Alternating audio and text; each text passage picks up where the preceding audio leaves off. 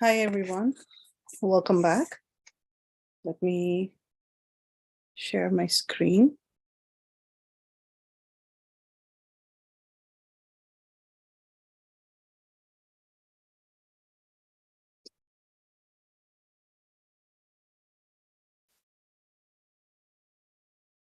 Can you all see the screen?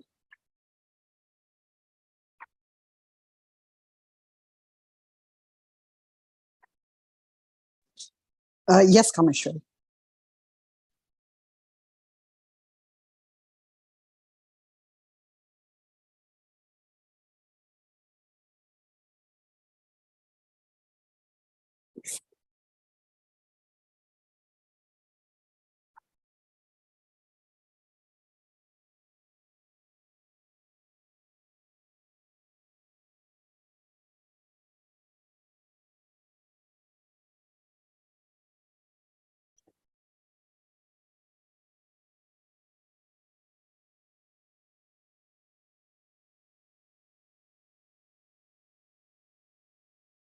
Hope you all can see the screen.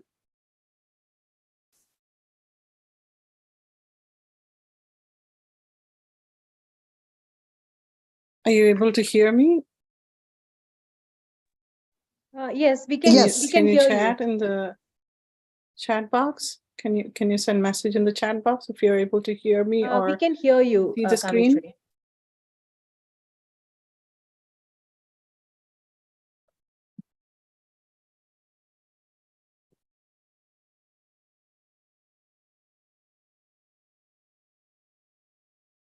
Okay, are you able to see the screen? Okay, let's start then. Once again, welcome back, everybody. And thank you, Priya, once again for organizing and coordinating. Since last time we had a little bit of time crunch, Priya had asked me to expand on certain areas. So I'm going to do that today. So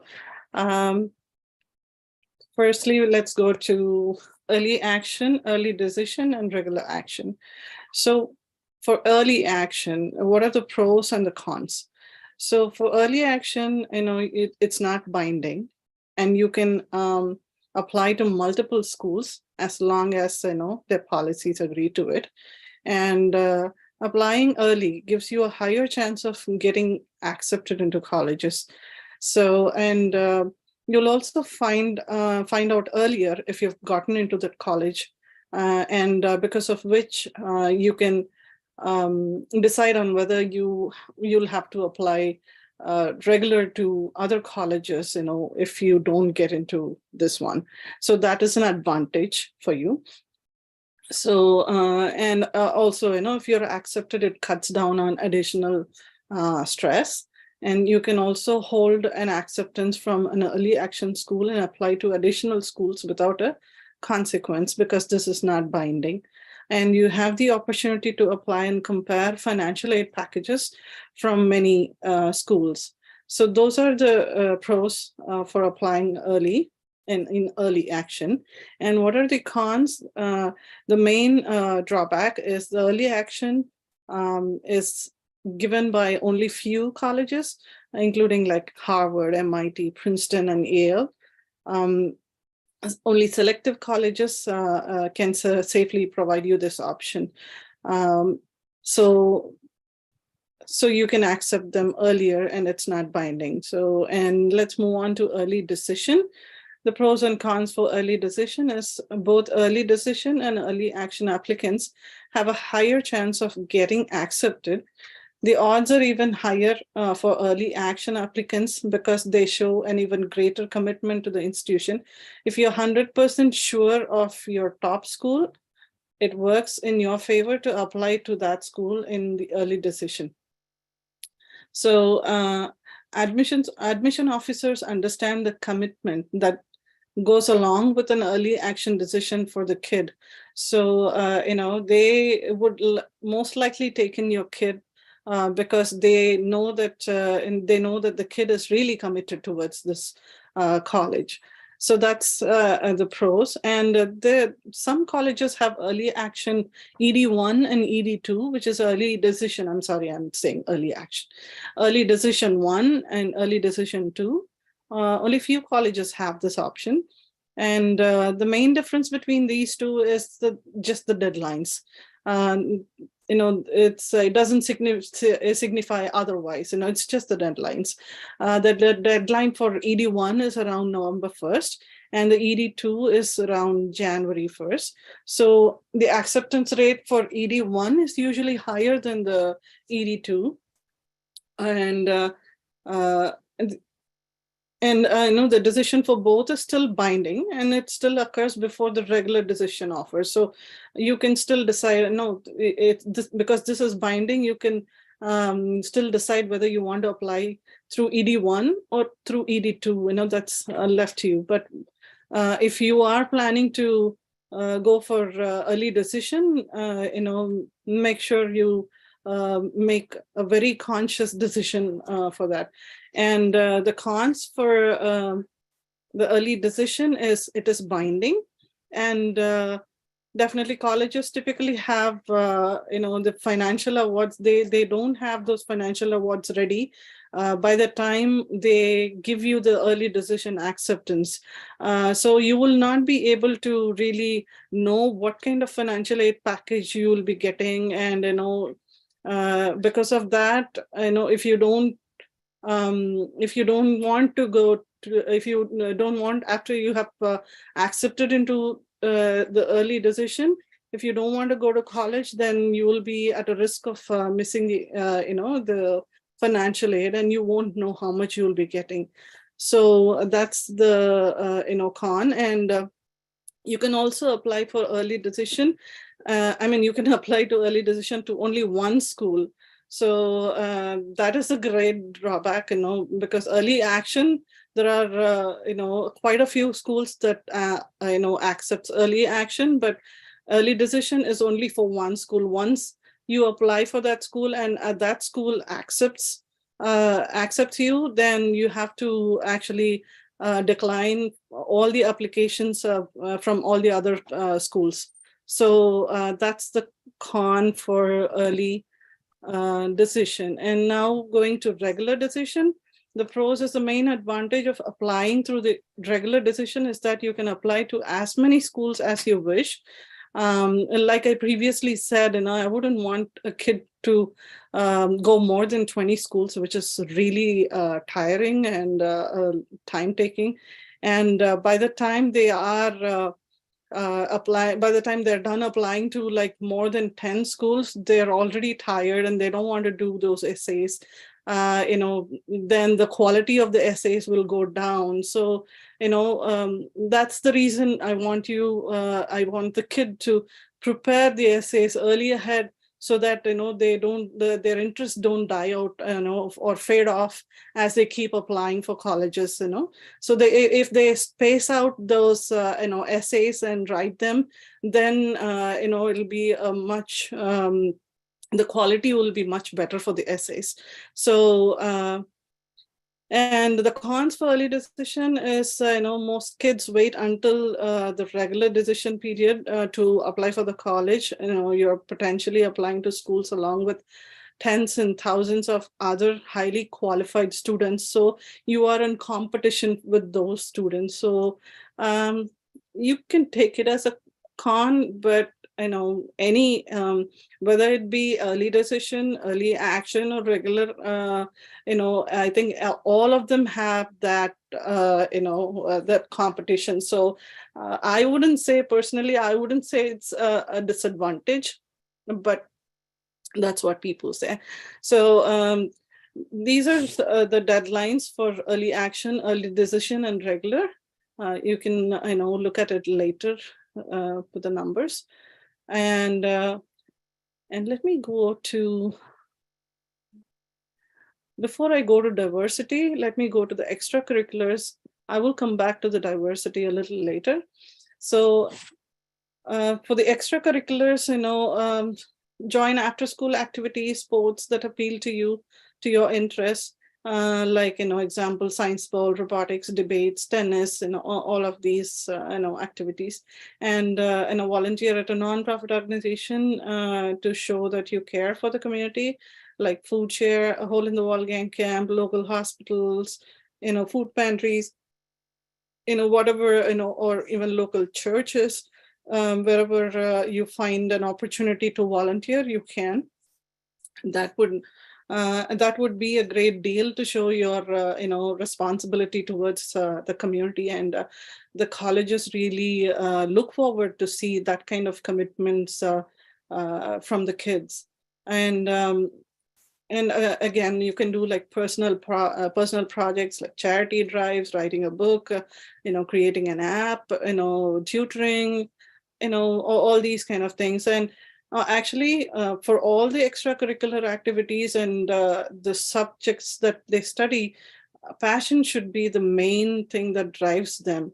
So, if they are passionate about something, then automatically their essay, the quality of their essay, shows it. So definitely passion is a big thing that colleges look to. So, and if possible, I know each and every kid may not be able to do something unique, the ECs mean extracurriculars, but if possible, if the kid is interested in doing some unique extracurricular, that would be a big plus, I would say. And not only doing a unique extracurricular, but also they have to excel in it. That's the major catch. So, and of course, your passion is directly proportional to the hours spent. If they are passionate enough, they would, put all their, energy and effort. And, because of that, they will be spending a lot of hours doing, whatever they are passionate about. So the number of hours spent is what the colleges look forward to see in you. And that's the, because that represents the passion the kid has towards that particular thing. So, and of course, they also look into the accolades, like, if you win a national level award, state level, regional, county, school, and community, all these add up to, the admissions process, all of these add up. So, and going back to the recommendation letters and essays, like I previously mentioned in the last session, you have to the kids have to make good connections with the teachers, not only during the junior year, but all through their high school. And sometimes if they have, an issue with the teacher, and if the kid ends up reaching out to that particular teacher, and God forbid, usually that doesn't happen, but in case, if the teacher gives a negative remark or negative comment in the recommendation letters, that's a big no-no. So of course, the recommendation letters will be directly sent to the college, and the kid has to go and approach the guidance counselor and the teachers as to what colleges the kid is applying to, and where the recommendation to what colleges the recommendation letters should be sent to. So that update should be given by the kid to the teachers who are writing the recommendation letters and the guidance counselor. Please make a note of that. And about the essays, like I said, I know it'll be much better for the kid, and it'll be easy on the kid also to draft the essays as early as possible, as early as once they release the prompts for the colleges, please ask your kids to be on a lookout for the dates for the release of the prompts, and they can draft their essays, and if possible make bullet points, and write it out a little later, but do not wait until the start of the senior year, because once they start the senior year, then time flies, and they would be bombarded with classwork, extracurriculars, and of course the college applications, essays, all of them together. So you would think that junior year is very stressful with the SATs and everything. I would say that senior year is even more stressful for the kids. So, it'll be always better for them to manage their time and space out everything so that, it's not too stressful for them. So, yeah, like I know I already mentioned about complete them before the start of the senior year, if the prompts are announced. Then, so going to majors, popular majors, usually kids, they tend to select, at least make up their mind as to what major they want to, go to in their college, take in their college. So regarding popular majors, oops, sorry about that. Regarding popular majors, some of the popular majors are, computer science, bioengineering. If your kid is leaning towards selecting a popular major, and I will show you in niche, how the school has, their popular majors noted down there. So if your kid is ending up applying to those popular majors, understand that there'll be a lot of competition. That's the reason they are named as popular major. So for that reason, because of the competition they have, it's going to be tough for the kid to get into that major. So, and if some of them say, you have to strategize and apply to a different major, then you can move on to this major. I wouldn't recommend that, because basically if your kids, and if he's interested, if, for example, take my kid, if my kid is interested in taking computer science as his major, and then if he plans to take liberal arts like English instead of taking computer science, he may get into the college for English. And then if he plans to transfer himself to computer science, some of the colleges, they do not allow the transfer. And some of the colleges, they should have enough, vacancy in that major. Only then they will be able to transfer them. So that is a catch. And if that is not possible, then unfortunately your kid will be ending up in the major that he doesn't like to do. So be careful when you're choosing your majors. I would say sincerely go ahead with whatever their interest lies in. So and coming to women in STEM, I would say that girls have a big advantage in getting into science, the STEM area, which is science, technology, engineering, and math. And it also includes computer science. I know if a boy has the a 50% acceptance into a college for the STEM area, this is for example. I'm not stating this as a statement, but this is just for an example. If a boy is having a 50% chance of getting into a college, for example, computer science, a girl has a 75% chance of getting into that particular college, applying for computer science. So yes, that's a huge advantage for girls. And so I will show you how to navigate through niche.com. Before that, okay. Before that, I will come to this part.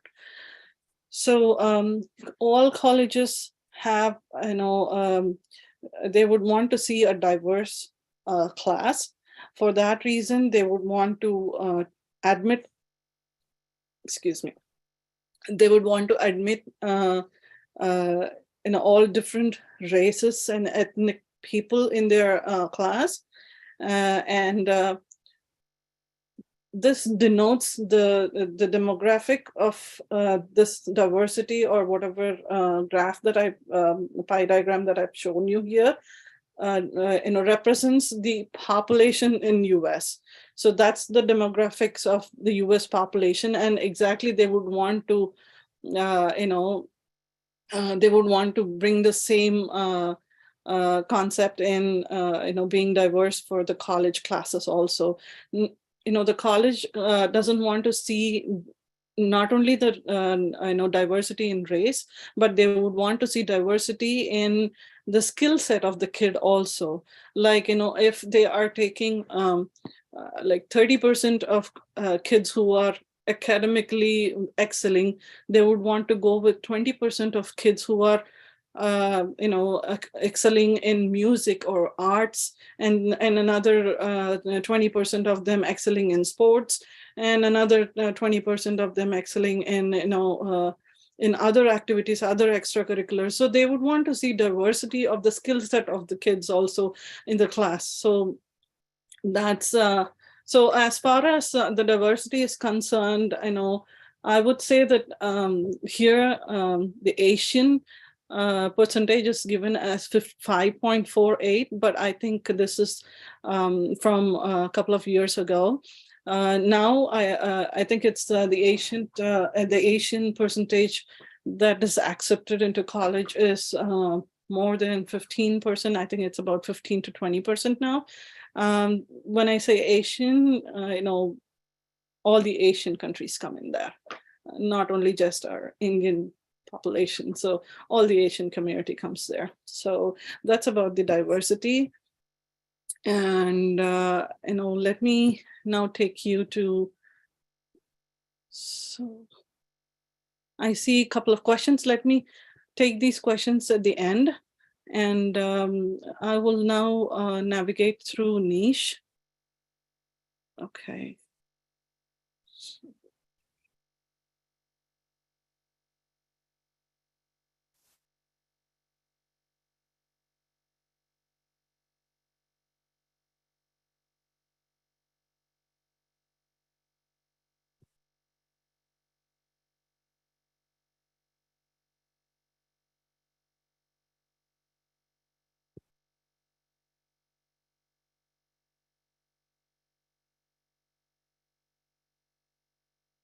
So you can still see my screen, right?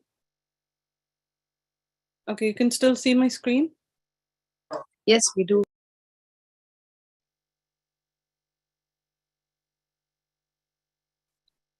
You guys can still see my screen? Yes, okay. So this is the website that I was talking about, which is called Niche. Sorry, okay. So I would want, I've already registered my kid in this, and I'll select colleges.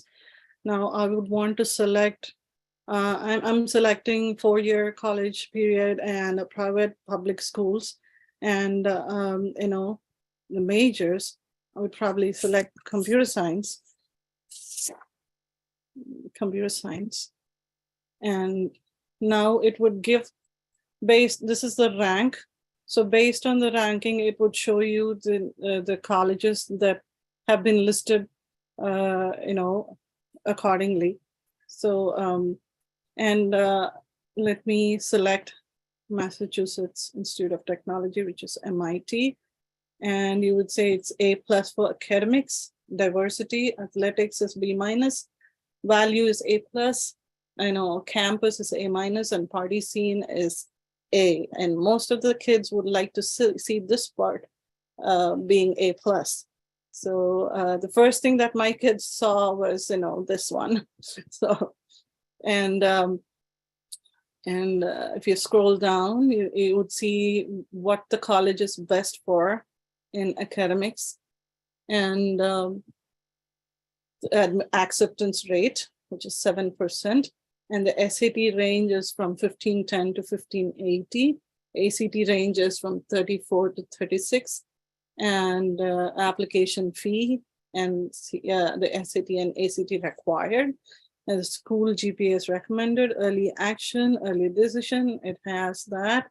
And if you scroll down, you can see the graph. So what I have done is when I registered my kid here, I have given his GPA.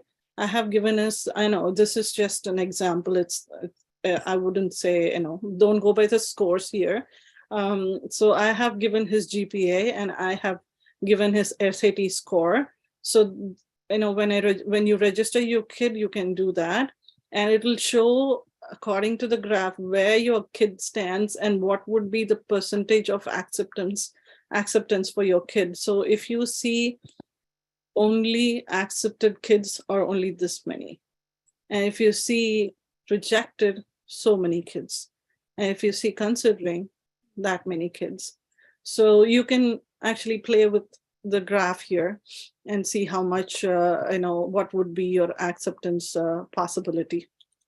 So, and you have a student ratio, student faculty ratio here. And then the most popular majors, say computer science, mechanical engineering, mathematics, those are the most popular majors for this college. And you can still, if you want to get more details, yes, definitely you have more time. If you have more time, you can keep digging into all these details, the campus life, and after college, how much would they earn right after they step out of the college. This is the minimum that they would earn after they finish their college. So, and 96% of the kids graduate from this college. So that's about how to navigate in niche. So let me stop the screen sharing. And yeah, now I think I'm open for questions. Does niche show the tuition? And again, I know one last thing I would want to mention is, definitely, like I said previously, please have a friendly chat with your kid and bring some clarity into their mind and into their thought process.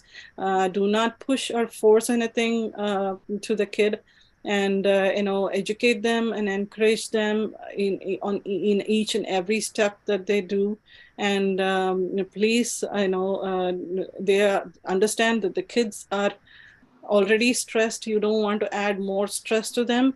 And definitely the health and happiness of your kid is what is invaluable, and that is what matters at the end of the day. So yeah, and now I can take your questions. So question on the niche. Can you hear me? Okay. Any questions? I think some of you have typed in the questions. You can ask those questions if you want.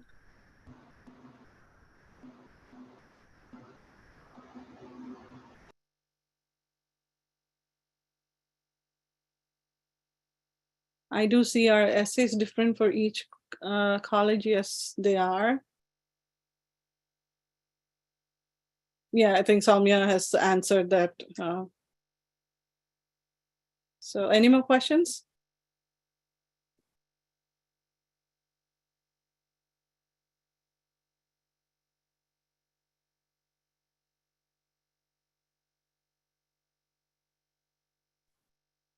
Hi, Savita here.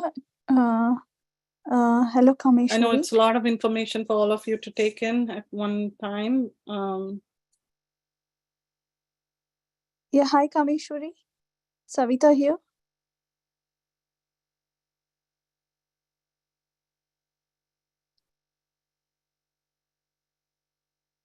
Do you recommend essays getting reviewed by professional reviewers? I personally don't, because that would I mean, the originality of your kids' work might change because of that. I personally do not, but maybe you can just for like for a grammar check or for a sentence make check or something. But I do not want the idea of the essay or the concept of the essay to be gone.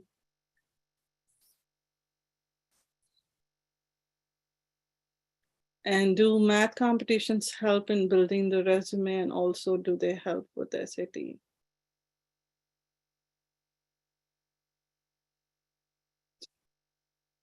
Okay, so yes, math competitions do help. I know, like I mentioned, if they are going to national level or state level, definitely that would be a good, good for the application.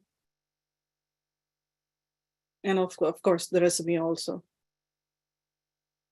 Do they help with SATs? Yeah, the more the kid practices, the better it is for the SATs.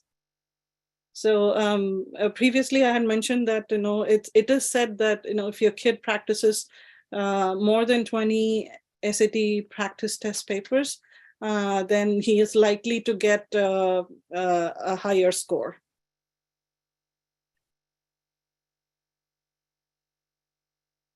Can you suggest some good clubs for kids to do in high school to help? Again, I would say that would be left to the kid to choose from, because the main drive should be the kid's passion. At high school, I think the drive should be done, drive should be from the kid rather than not from the parents. Only then the essays that they write are going to be in a good shape. So, hi, can you hear me? Hello?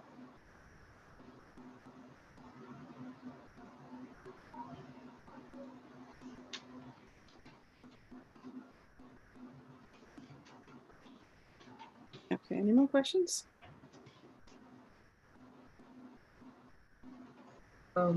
Vidya, I can't hear her. No, I can't hear anybody.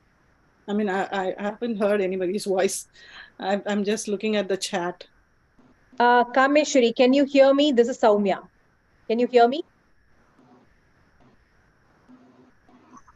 Oh, yeah, I'm sorry. My speaker got muted for some reason. Now I can hear. Yeah, you can Can go you ahead. hear me? Kameshwari, Yeah, can you hear yeah, me? I can hear you. Okay. I have a Vidya, question. go ahead. Yeah, I have a question about the SAT practice. So when is the right time to start that? Because right now my daughter is in 9th grade, right? She would not have learned everything that in terms of subjects, right? So how does that work? When should the practice start? 9th grade is a good time, good grade to start their SAT practice. They can primarily start with the pre-SAT practice test and then slowly get to the SAT. Okay, okay. So they can start now itself. Yes, yes, yes. Okay, thank you.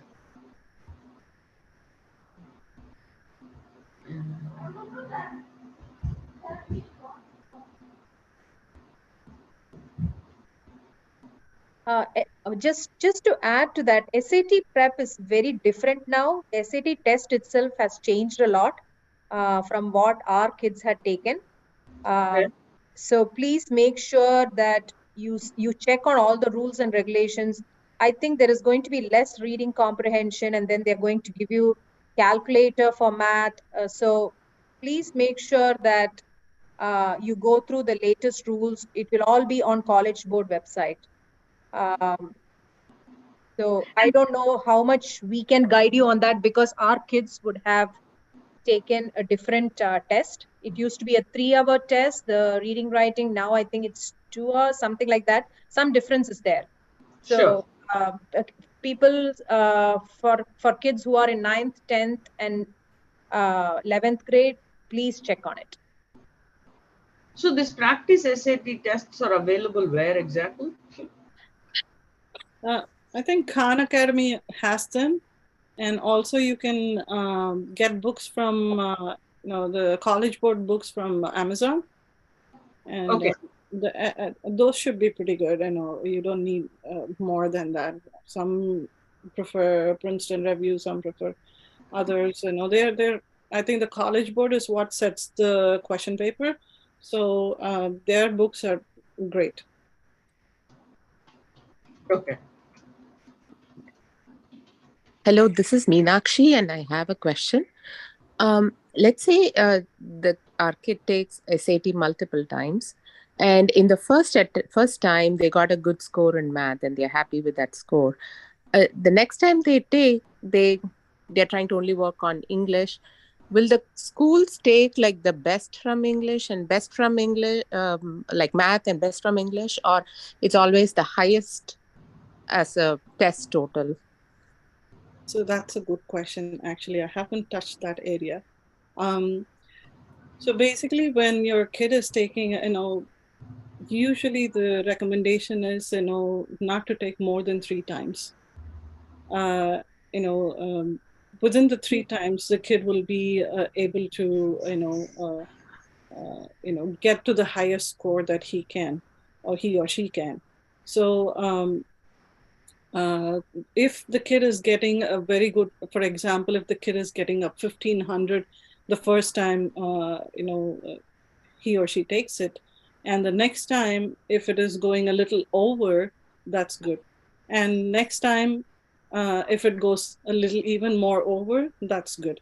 But if the score is going down the hill, I wouldn't recommend taking it the next time. So the college wants to see a progressive improvement in the score. And you can submit the whichever highest score that the kid has got. And also you can submit the high score in math of one SAT test and the high score in English in the other SAT test. If you think that, for example, the first time you take SAT, you get 800 in math and about 700 in English. And the second time you get 800 in math and 760 in English. You can submit the first time math score and the second time English score. So that will call that they call it a super score. So that's how it used to be for our kids. I'm not sure if it has changed, but that's how it is.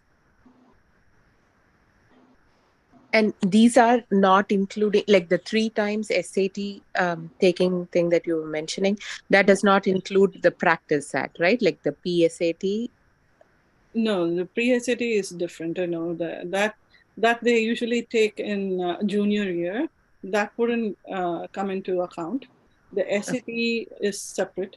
Of course, the Okay. college looks into the pre-SAT score also. It would be submitted to the college would be getting the pre-SAT score also.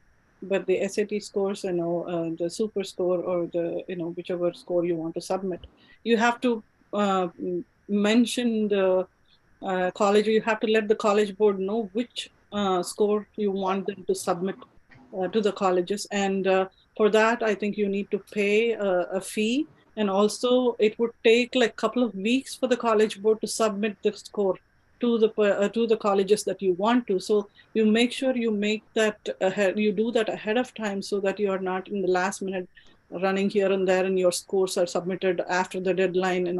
Make sure that doesn't happen, because it will take a couple of weeks for them to submit the scores. Okay. So does that mean the colleges have the visibility of all your tests you have taken, practice, and all the attempts you have taken? The attempts, Yeah. yes, the college board would send, but mostly they would send the scores that you want them to send. Okay. Thank you. And can we take SAT in India Prometric Center? I don't have an idea about that. Sorry, I can't give an answer for that.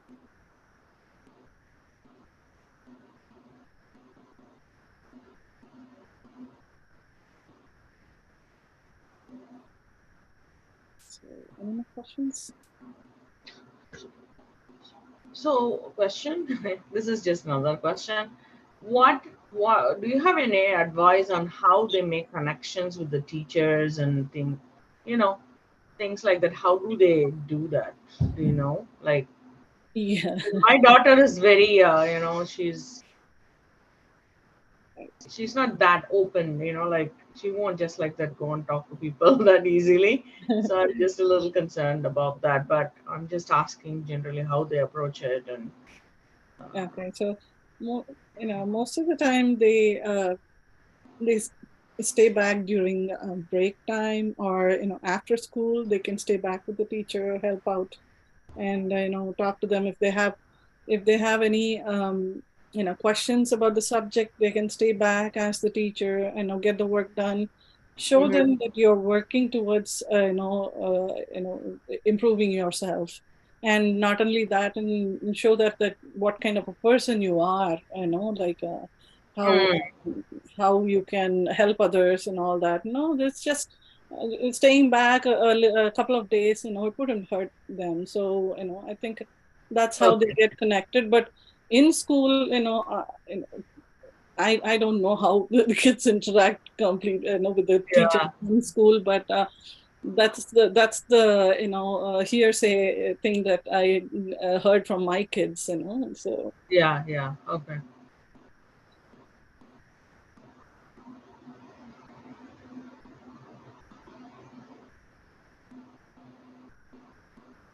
Is there an upper limit on the number of times you take SAT? there is no limit, but people tend not to take more than 3 times unless you show a progressive improvement in the SAT scores. Okay, but you pick and choose what scores you want to send to the college, right? So, Yes. so say that the marks are not in the downward trend, then it's. I mean, taking more than 3 times, is it a negative trait, or as long as you keep the marks keep progressing in the right direction, it's okay? Or you don't want to take more than 3 times? Yeah. If the kid doesn't want to take more than 3 times, that's fine too. But generally, kids would want to take 3 times, if they are not satisfied with the score that they are getting. So, but more than 3 times, that would send some negative signals to the admissions officer, because they don't want you to waste your time. So just because you're trying to improve your SAT scores, you're trying to spend time preparing for it, taking the test. Instead, you can use that time wisely somewhere else, right?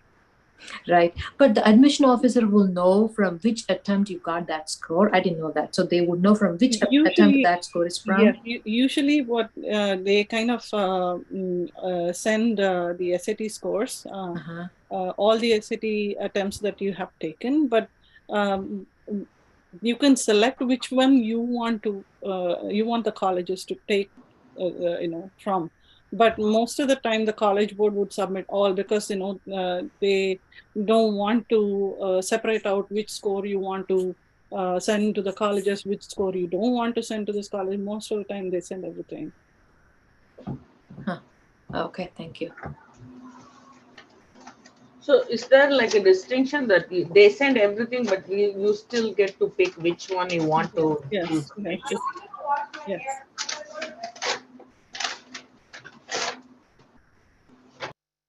I mean, that's how the colleges know how many attempts you have taken and whether it's progressively improving or not. If it's going downhill, that's how the colleges would know. The admissions officer would know. And just remember that most of the admissions officers, they are not like professors or teachers, in the college. They are juniors or seniors or students in the college. So they are paid for doing that job. So just keep that in mind when the kids are writing their essays. So the because the admissions officers are also almost of the same age as your kids, a little like 3 or 4 years older. So when they're writing their essays, you have to write in such a way that it attracts that age group. Oh, I did not realize. I thought the admission officers were like adult, like. It's Yes, amazing. that's what everybody thinks. When we say officers, people think that they are, like professors and all of them sitting, but no, Right, no. right. Yeah, But yeah. it's not the case. So I see. It's Yeah. like senior It's college. just imagine it's like thousands of applications. Like my older one, I know goes to Northeastern, and last year, before last year, and not this year, the last year, they got 90,000 applications. So Mm. just imagine the number of applications they get, and if they have to filter out those many applications, that's going to be really, really, really difficult, for professors because they can't teach if they spend that kind of time with the applications. Hmm. Interesting. Okay. Yeah. And actually, regarding the application and the admission process also, they kind of bucket the applications. They segregate the applications into buckets. They first they would filter out the SAT scores that are above 1550. Then they would filter out applications that got 1500. Then they would go like that Mm. they sort them out that way. Then they look into the GPAs, the combination of SATs and GPAs. That's how they keep sorting them out. And finally, whatever is left in the 1550 and GPA, five or four GPA, whatever is left out in that bucket. I think most of the Ivy Leagues, get hold of that bucket. They just remove the rest. Mm.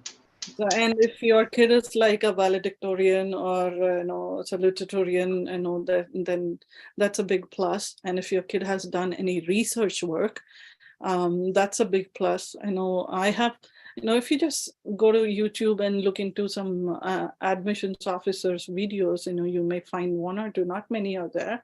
You may find one or two, and you can see how they actually do a check mark on the research. They would give points to each and every aspect that you put in your application. What the highlights of so they would give a check mark and they would give points for that particular thing, and research gets the most points. And any national awards or state awards, they would get most points. And of course your GPA, and then your scores, and sports, also sports. So these are the eye catchers for the admissions officers. Hi, Kameshwari. It's Savita here. Hi. Hi, Kameshwari. It's a wonderful session. Thank you so much for all the insights.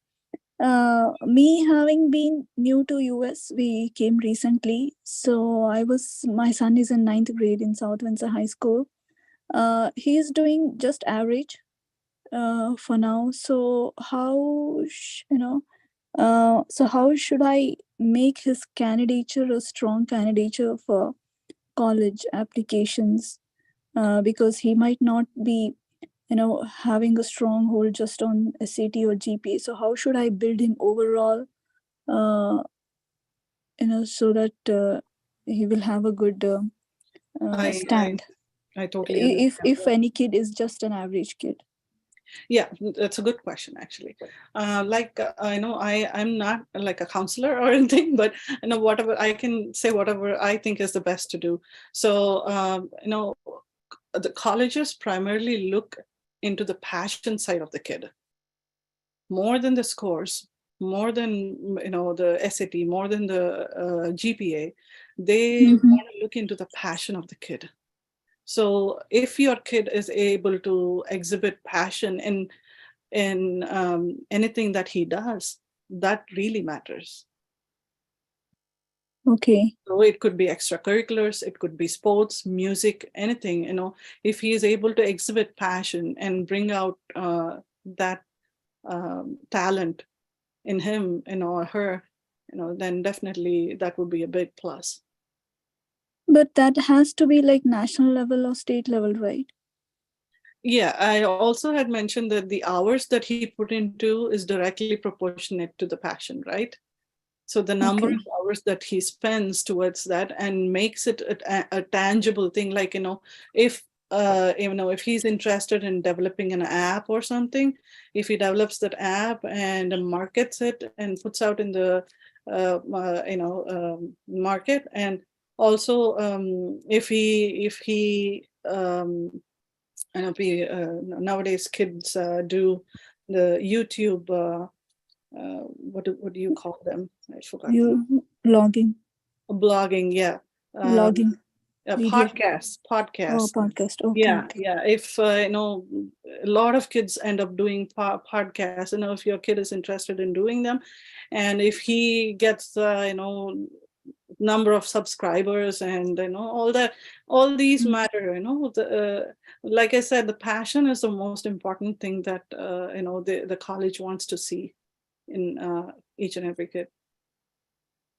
Then what other avenues can he, like, how can a child, average child, See, one thing that as parents we have to understand that not every kid has a clarity of thought, or not every kid excels right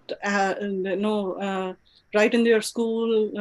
As soon as he steps out of the school, he gets into a wonderful college and gets into workforce and gets into the best a company. Not every kid does that. It's for each and every kid they have their own time and phase where they tend to excel. So for my kid, it could be my kid would have excelled in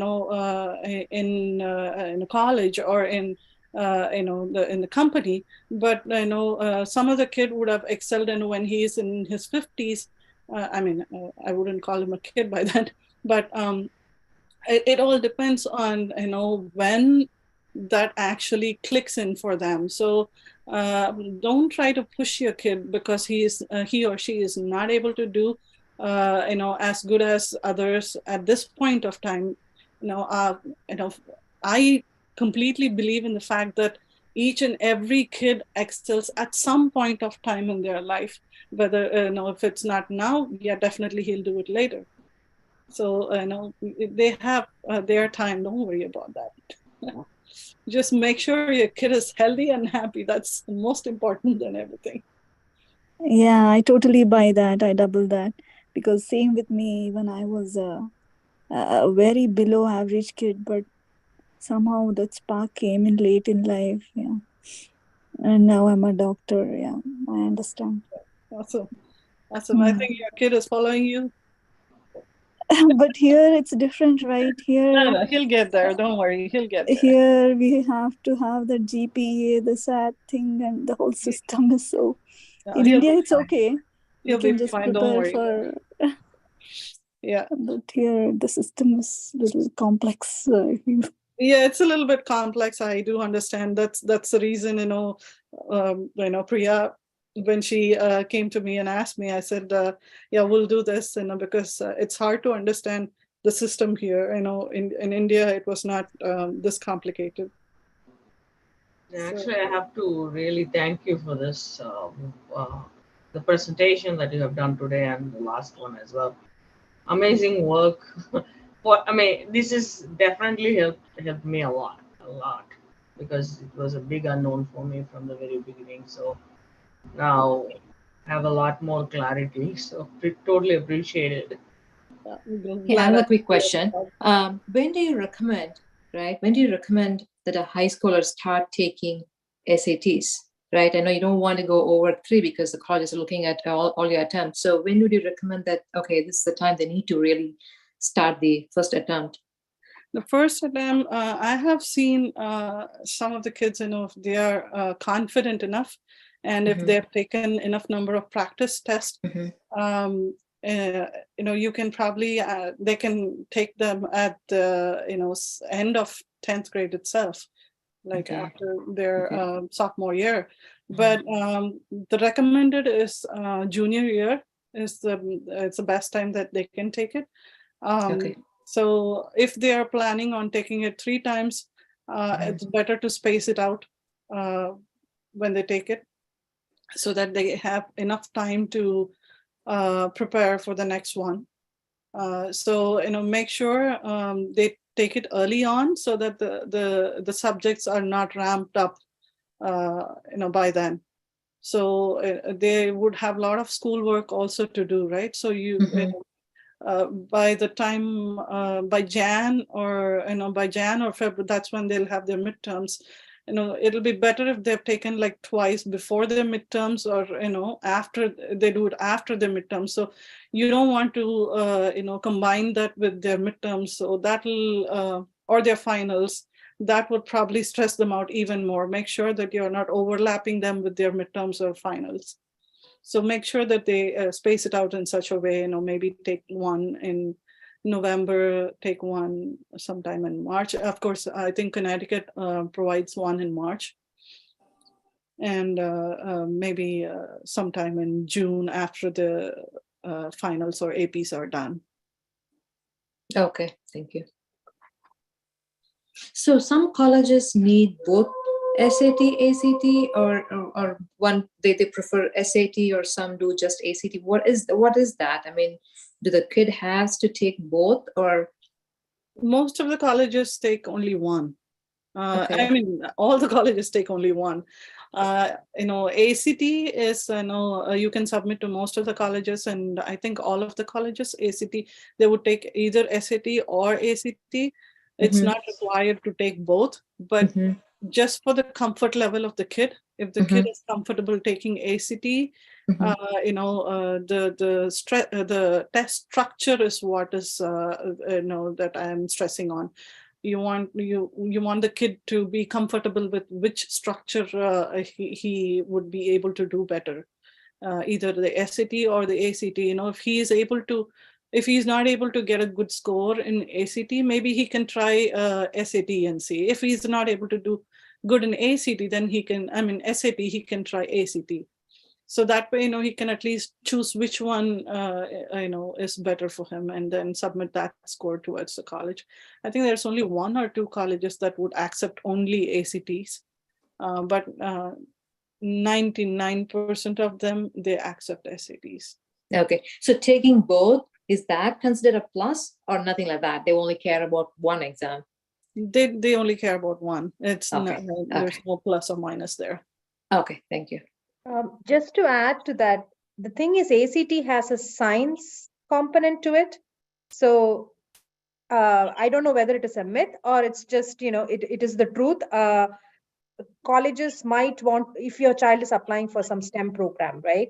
They might want to see a science score, how he did. So that can be one way to think about it and have both. But if you think your SAT score is better and your ACT score is not that great, then just submit the SAT score. Don't submit the ACT. They're not going to penalize you. But if you want to think about it, the science component is there in the ACT, which SAT doesn't have. Oh, okay. That's a good point, Soumya. Thank you.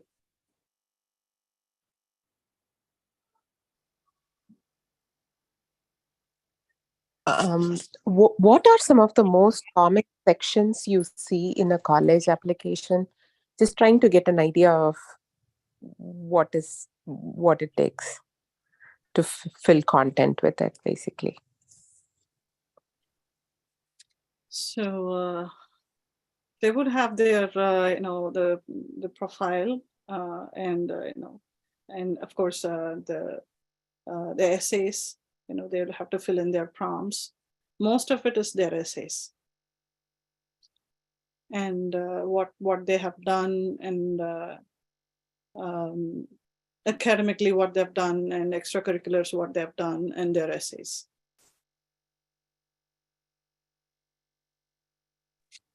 Okay, thank you.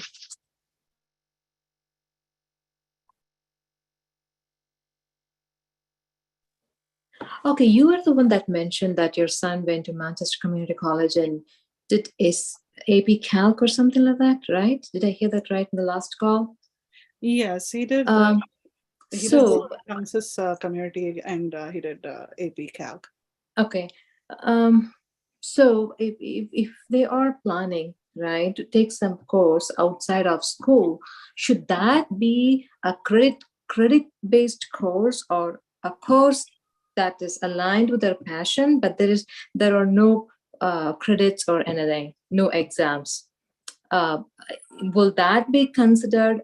Will that be an evaluation in the resume, that a course outside of school, but that didn't carry any credit or they didn't take any exam, but they still went to a university and took it, or went to the community college and took it?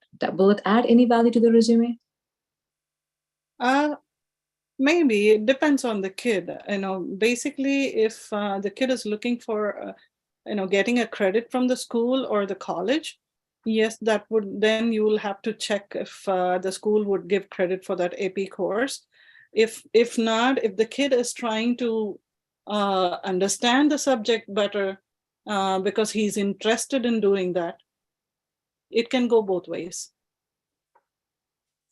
Okay, thank you.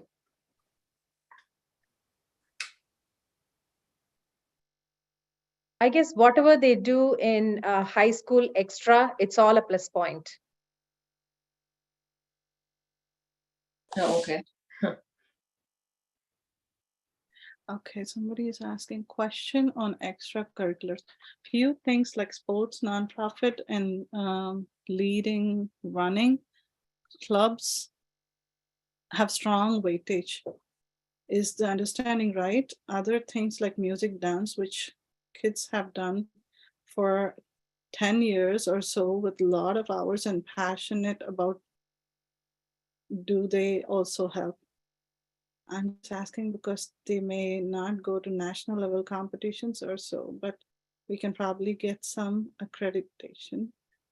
How can we help the kids kind of project that showcasing standout performance? Okay, so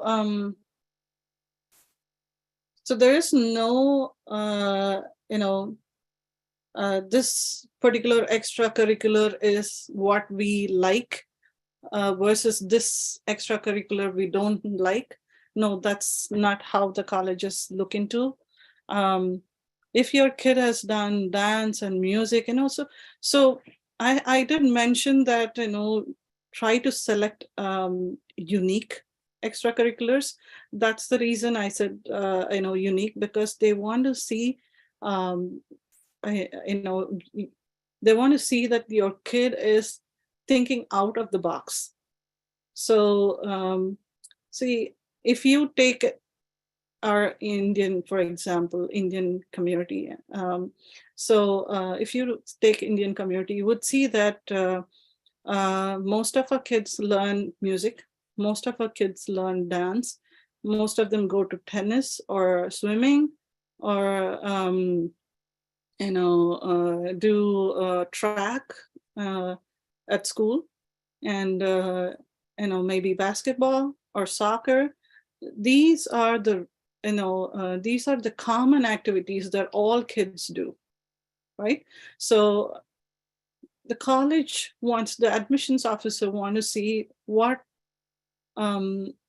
different have you done from the from the rest of the herd. Am I Yeah, that's really helpful. I think, yeah, and I'll also reiterate, this is Sundar, I had asked the question. I think what she's been doing is also pretty different to the typical Indian kid. So this would definitely help. I think thanks a lot for that. Yeah, and I mean, if your kid has already done so much, as I mentioned previously, that the passion is what equates to the number of hours that they put in. You don't need to devalue whatever they've done so far. Definitely that would help, because they're not wasting their time. They are doing something something valuable, and that's something that they like. So that would not be a waste of time for them. That definitely, that would also help.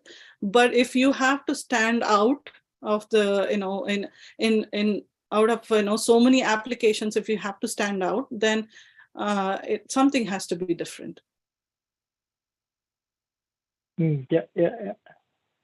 Thank you, Kameshwari. Thank you for this and also for the session. It was wonderful and really, really helpful. You're welcome. I'm glad I could help. I just want to add one thing regarding, he has asked showcasing standout performance, right?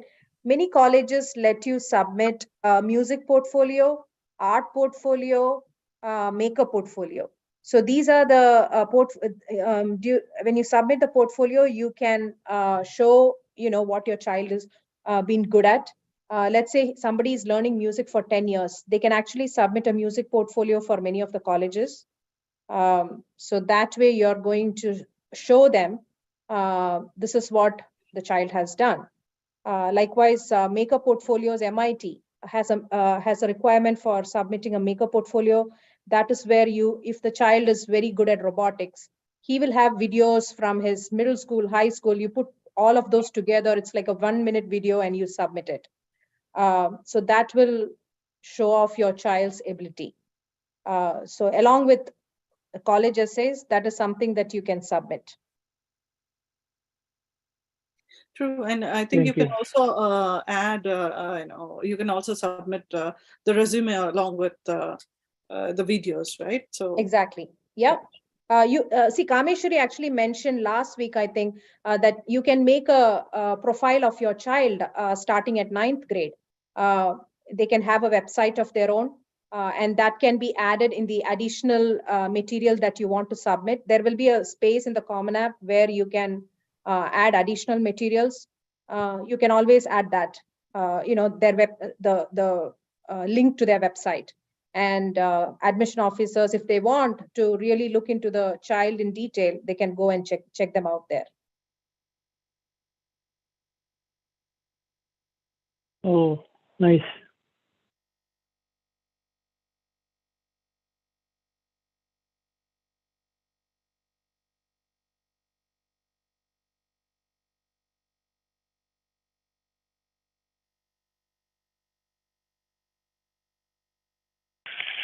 I guess no more questions. Yes, if you have any more questions, I think you can feel free to post it in the WhatsApp chat, and I'll probably look into them. And if Soumya is able to clarify them, she can do it, or else I can do it after Soumya is done in the next session.